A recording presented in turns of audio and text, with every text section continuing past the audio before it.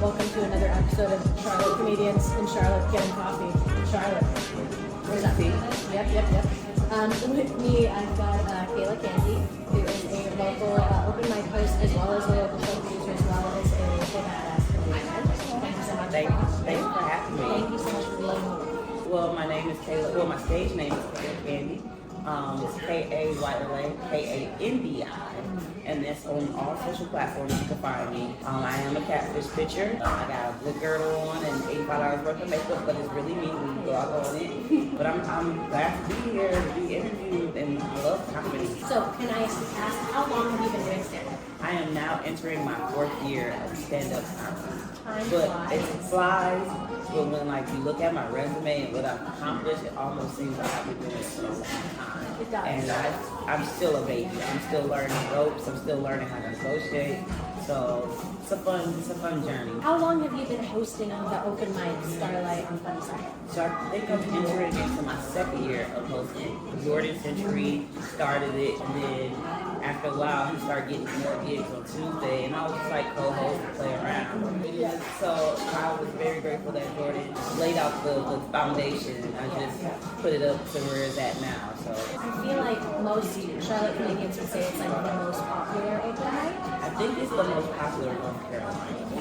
And people were like inboxing me like, hey, we're sending somebody from Greensboro. We're sending somebody from Fayetteville. Yeah. On a Tuesday On a night. Tuesday night. What is it about the Starlight mic specifically you think that has like made it really stand out to like other people?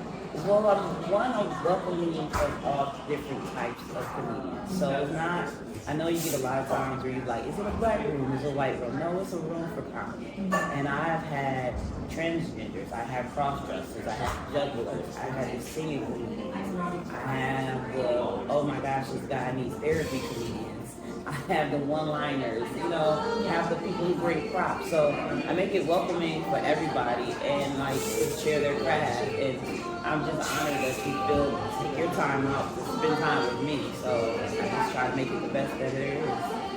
And we don't have expensive props. True. That is key. What I find interesting about your mic is also that you have an audience on this. And because I do have a true audience, a lot of touring comedians now come and practice before they go on tour. That's true. So that is the only mic I've seen touring comedians have. Like out of all the ones that we have going, we've got a mic basically every day, which is nice. Yes. Sometimes a couple mics. I think we have 3 on Tuesday sometimes. Yeah. It's a huge testament to like the room you created that like touring comedians are like, hey, I want to run through and Yeah. That's crazy. Yeah. So you're not originally from Charlotte? No, I'm from Cleveland, Ohio. How did you get started doing stand-up in Charlotte? I never saw myself do a stand-up or being funny ever. I'm just a very sarcastic person, and people we think I'm joking, I'm very serious. And so, but one day, because I'm single, been single for a minute, and I was like, I need to get outside. And it was a paint and sip comedy, like on Eventbrite. So I went by myself and paint and sip, and then like at the end of the thing, they had the comedian come out. And I was like, oh, he was funny. And it was a local comedian. Okay. So I was like, oh. So the next time I was like, I invited my friends. When we get there, me thinking that it was going to be the same comedian, it was somebody who was not funny. And I was back there like cracking jokes, and like people around me were like, that's what he should have said. And I was like, yeah, I could do better than him. So I went to the producer and I was like, hey, how do you get on the show? And he was like, you're a comic? I'm like, no, I just talk smack. And he goes, I'll take your number. And like I didn't tell my friends, I think I told one friend. I didn't tell my family until like an hour before I got on stage. And mom and sisters thought I was having a midlife crisis. I did 5 minutes, and it was like the worst 5 minutes of my life because my voice was squeaky, and I just kept looking like, hey, what time is it? My friend was like, I'm leaving on this for a minute, and I was like, because I kept saying this is my first time. Right, sure. And they was like, please stop saying that. Like, you're a natural. And when I went to the producer, I was just happy that he had me, and he shook my hand and handed me $25. And I'm going, for 5 minutes of work? Where I sign up? So I give a lot of credit to my friend Carl. I posted my set, and he inboxed me like, hey, I do comedy in Cleveland. This is what you need to do. You need to join the club. You need to go to open mics. Now, Don Garrett, I taught his class. Since then, I have not stopped. But yeah, I never thought this was not on my bucket list for life. Yeah, I was gonna ask like if it was something that you always wanted to do as a kid, or you just kind of fell into it. Fell into it and loved it. And I will say, yes, you are a natural. Yeah, thank you. And that kind of authenticity is not easy. It's not easy to fake. Like you have it or you don't. Right. That's what kind of makes them so welcoming, and like that's what makes your vibe just so like welcoming. Thank you. So yes, you absolutely are. And I really love your like timing and your delivery with like your sarcasm and stuff. Like you've got really great.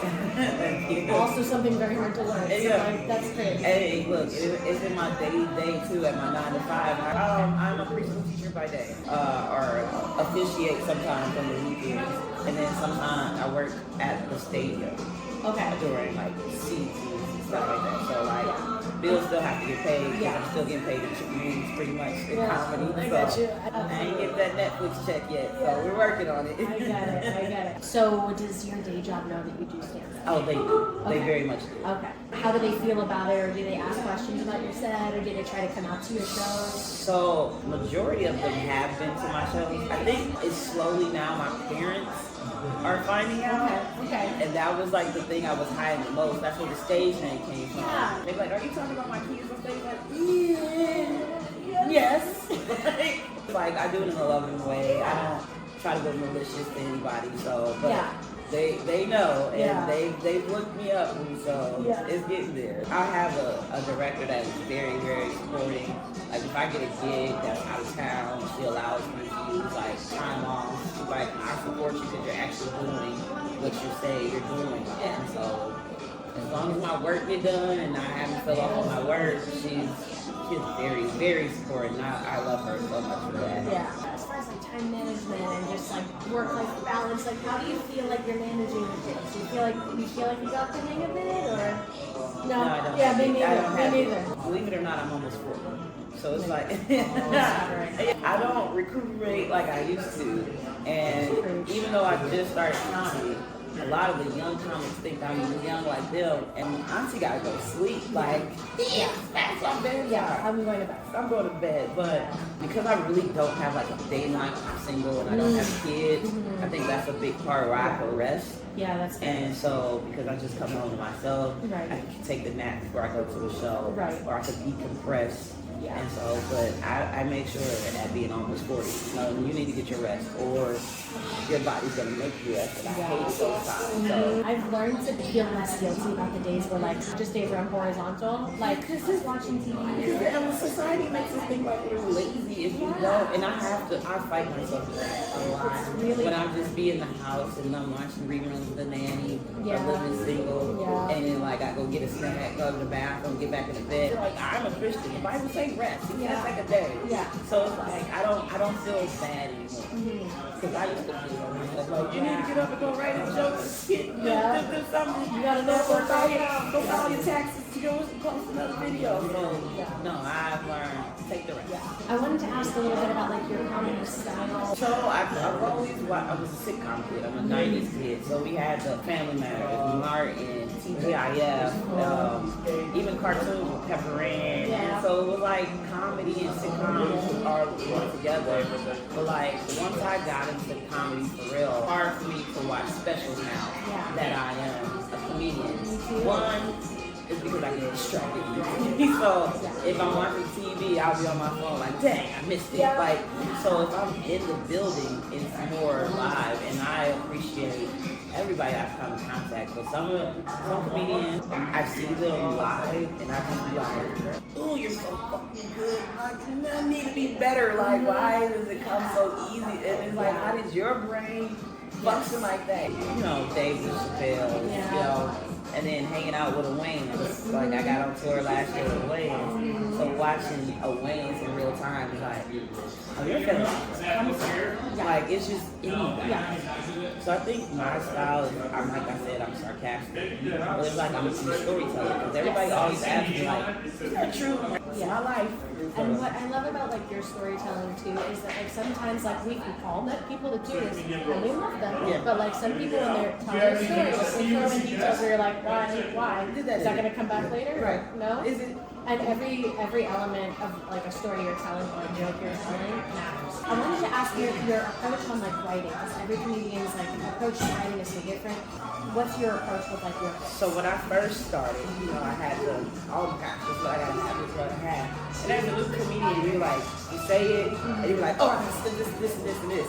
So now that I think I have like my core, and because I know how to now add little bits to it, so it's still my core jokes, but I can make it longer by adding stuff to it or taking away.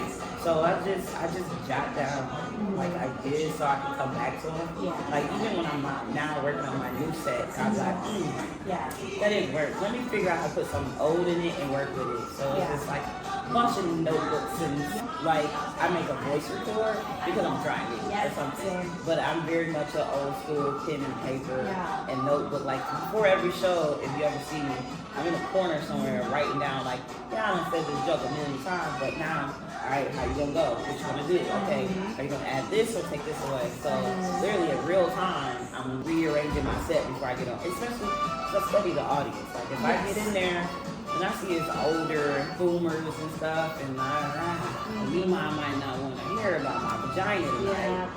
So like, but I'm still gonna be very much me. I might not cuss as much if I see me, mom.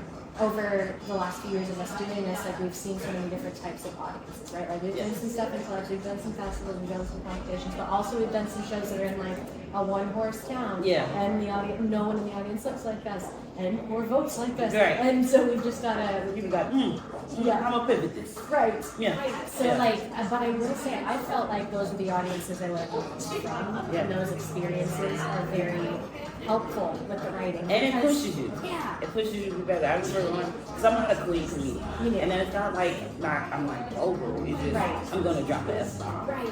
Went to a show in the middle of nowhere, and they was like, oh yeah, it's children in the audience. So there's no cuss down my people. Yeah. I know. And so all the other comedians back there was like, sink or swim, baby. Yep. And so I got out there and, I swam. It was like, they very much have some slavery stuff on the wall. I'm like, okay, we gonna make it through. Like, because I don't know where I'm at in the South, but it was fun. They enjoyed me, but it was very much but those audience pushed me, so. What are like some of your takeaways about like Charlotte's comedy scene? What would you say like makes it unique, or? We're like a hidden gem because I do fight a lot online when people mention like New York, LA, Houston, Atlanta. I'm like, hey, don't forget about Charlotte. We got some special stuff here. We got, some big names here.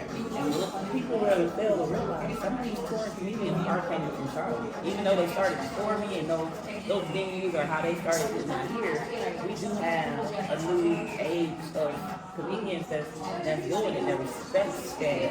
Even if we're not in the same circle, we still respect each other. And that's pretty good. I don't know too many of the snakes in the grass, but if I see you, hey girl, every time we see each other, it's like a pickup right where and I like that about us. And there's so many of us that share experience and tag other people hey, I know I think I was the first local comedian duck worth at you. Then after a while he took my recommendations. Hey, these are some people you need to see. And I even invited him, but didn't tell anybody who he was. And it's a spotlight. So then now about a good handful of us. Get gigs there. So it's that's what I like about it. I love that the women are working. We are booked and busy. I love that for us women. Because I remember they asked, I need a woman. And it was I wasn't available. And then he was I've already asked. I'm like, let me put my ticket cap on. And there can be a lot of negative things in the scene, but I don't focus on it. I run my race, and whoever I'm passing the baton to or getting the baton. And as long as we keep running, that's all I'm doing. You have always been very good about picking the ladder down as you have to move on. The kind of thing in the sense of the second you got into Netflix, you were I'm going to kick that ladder down. All my friends coming in.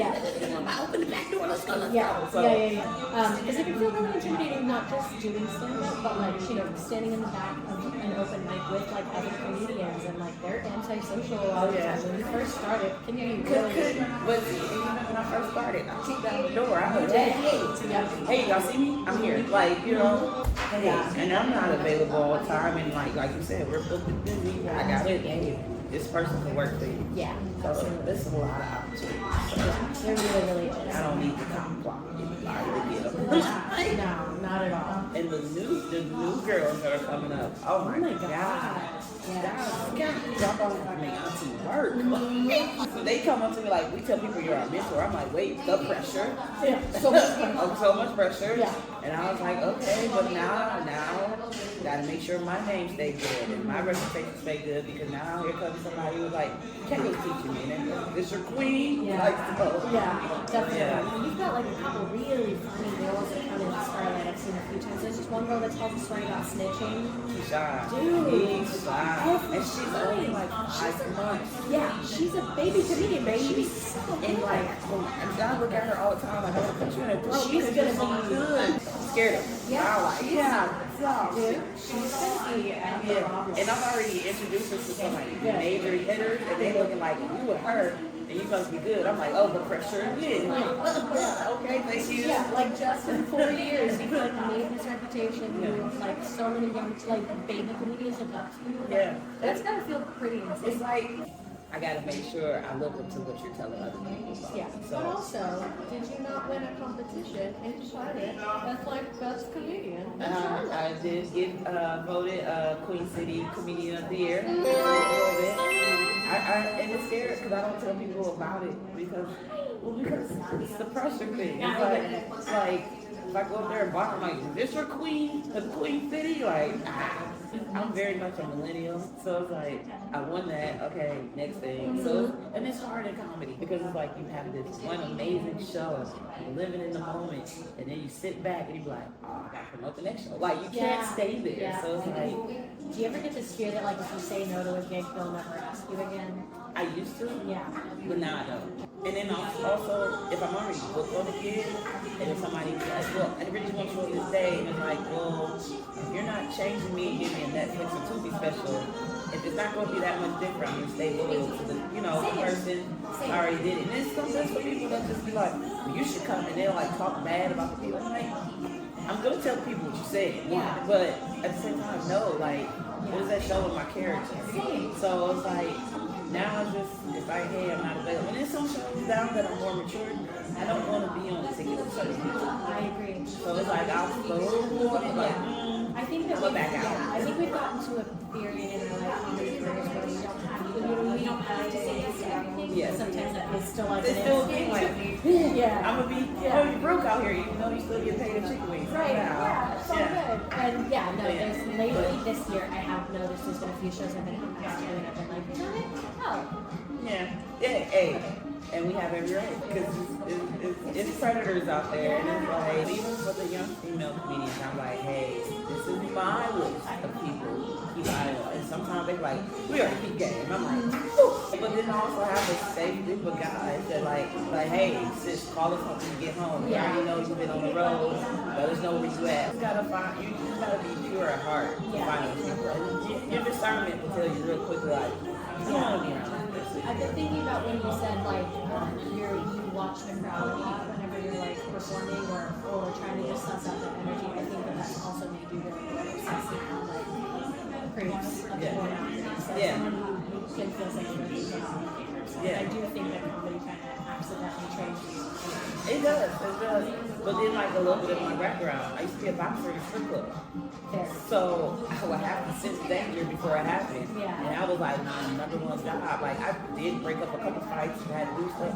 But I'll be like, let's go over there. They're about to fight. They're like, what do you mean? I'm like, let's go over there.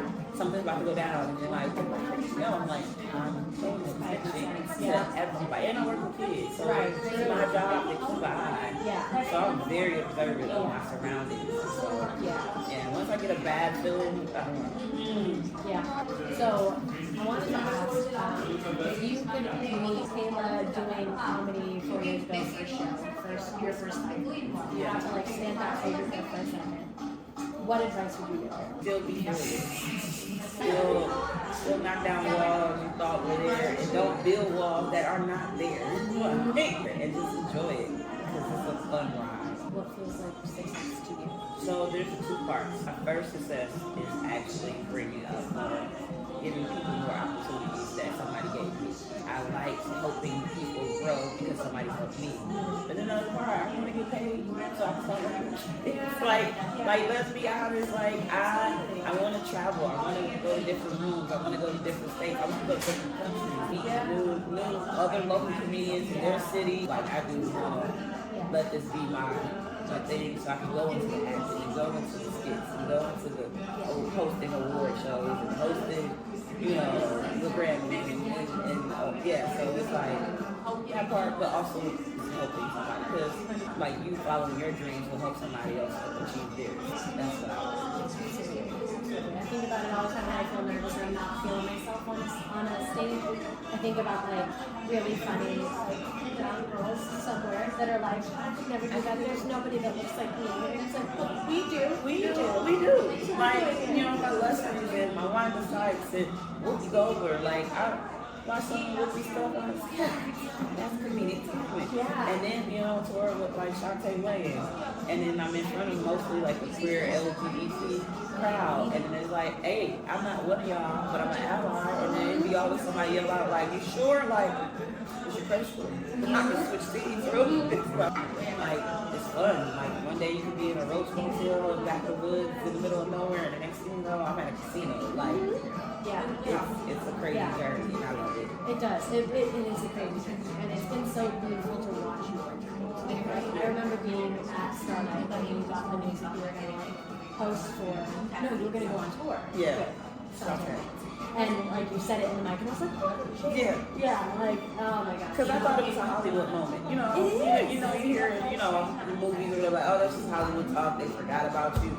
And I was like, oh, she just said it to be saying it. And then like the next night, she was like, did you get your stuff in order? I'm like, oh, let me go, mama. Yeah. Bye. Yes. But then she turned around and was like, don't quit your day job. I'm not my so I was like, okay. Bring my drink back. I'm a beast. But still, it's been so cool to watch you grow. And also, like, evolve as a comedian, as a host, as a show producer, as all these things. Yeah. It's been really cool. Show producing is hard, though. It's hard. It's a tough cookie. Yeah. Because, when you're on a show, you just show up. You don't have to do any of the hard. You show up on time, you tell your jokes, you get your check, you get wings, you leave. Yep. Produce it, make sure the mics work, the people are there, the ticket sale. Yeah. Your Stuck DJ's at, there. my DJ's there. Ticket sale been stuck at 4 for the last 2 months. It's like, people gonna come. Yeah. The bar gonna make some money. All right, where are you at? Why are you still stuck in traffic? All right, the graphics, the marketing. It's like, It's a whole thing. okay. Yeah. But like I said, I want to give other people opportunities. And right now, I have like comedians reaching from Detroit who's like, can we get on your show? I'm like, thank you for wanting to be here. Yeah. To give me a moment to figure out the logistics because I don't want you to travel so far from pennies. Like, I respect the game too much not to. So I was like, just thank you. I'm gonna pin you here. And thank you for thinking like it's my little show. Yeah. You guys want to be on it? I just thought it was gonna be local people who want to get on it. So it's fun. But As a show producer, when you're like building a lineup, what are some of the things that you're taking into consideration? always want a woman on it. Even though I'm hosting it, I always want another woman on the show. But I also want different comedians.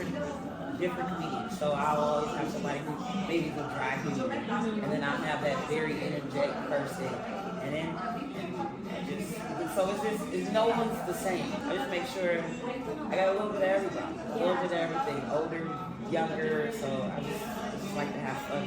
Because like I said, it's 30 to 50 comedians every Tuesday. Yeah. And I was like, you got a good pulse on what's going on. oh yeah. Thank you, Kayla. Thank you. Yeah, that was fun.